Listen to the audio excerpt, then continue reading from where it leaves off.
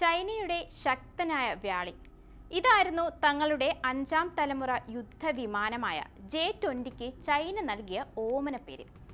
തങ്ങളുടെ സൈനിക സാങ്കേതിക വിദ്യയിലെ അഭിമാന പദ്ധതിയായാണ് J-20 യുദ്ധവിമാനത്തെ ചൈന അവതരിപ്പിച്ചത്.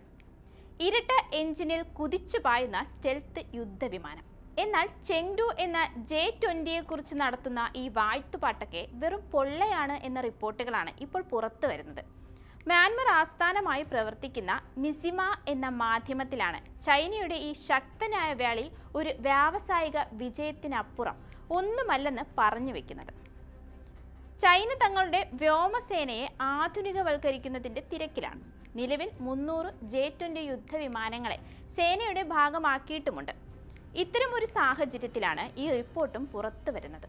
ചൈനയുടെ J-20യെക്കുറിച്ച് എന്തൊക്കെ ദൗർബല്യങ്ങളാണ് റിപ്പോർട്ടിൽ പറയുന്നത്? പരിശോധിക്കാം. റിപ്പോർട്ടിൽ പറയുന്ന പ്രധാന പ്രശ്നം എഞ്ചിനാണ്. J-20യുടെ ആദ്യ വകഭേദങ്ങളിൽ ഉപയോഗിച്ചത് റഷ്യയുടെ AL-31 എഞ്ചിനായിരുന്നു. ഇതിൽ നിന്ന് ചൈന വികസിപ്പിച്ച WS-10 എന്ന എഞ്ചിനാണ് പിന്നീട് ഉപയോഗിച്ചു പോയത്. എന്നാൽ ഈ രണ്ട് എഞ്ചിനുകളും വലിയ ബാധ്യതയാണെന്നാണ് റിപ്പോർട്ടിൽ വ്യക്തമാക്കുന്നത്. തുടർച്ചയായി ഒരേ രീതിയിലുള്ള സൂപ്പർസോണിക് വേഗം നിലനിർത്തുന്നതിൽ ഈ രണ്ട് എഞ്ചിനുകളും പരാജയപ്പെട്ടു. മാത്രമല്ല, അറ്റകുറ്റപ്പണികൾക്ക് ചെലവുമേറി. ഇതിനെല്ലാം പരിഹാരമായി ചൈനീസ് എഞ്ചിനീയർമാർ WS-15 എന്ന മറ്റൊരു എഞ്ചിൻ വികസിപ്പിക്കുന്നുമുണ്ട്. ഇതിൻ്റെ പരീക്ഷണങ്ങൾ പൂർത്തിയായിട്ടില്ല.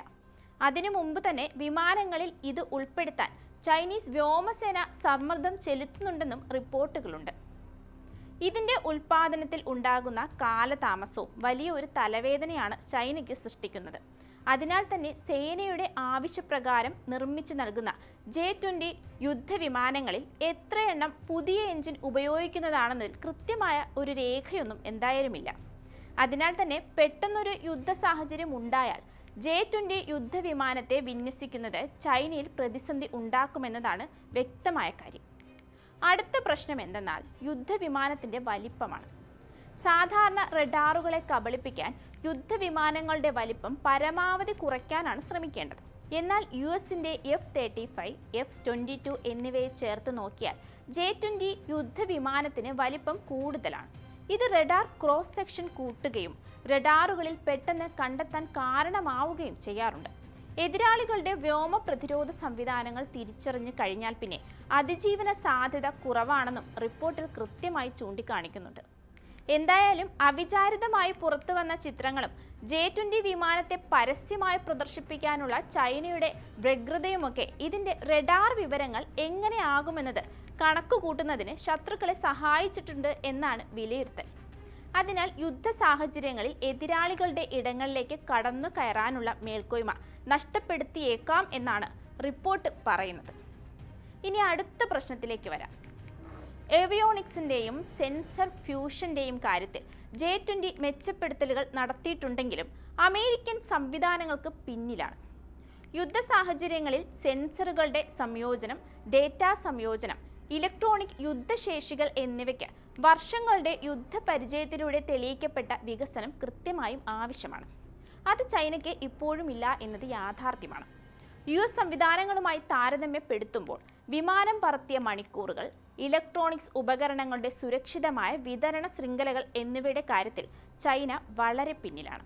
അടുത്ത പരിമിതി എന്തെന്നാൽ അത് J-20 പൈലറ്റുമാരുടെ പരിശീലനവും യഥാർത്ഥ പ്രവർത്തന പരിചയവും പരിമിതമാണ് എന്നതാണ്.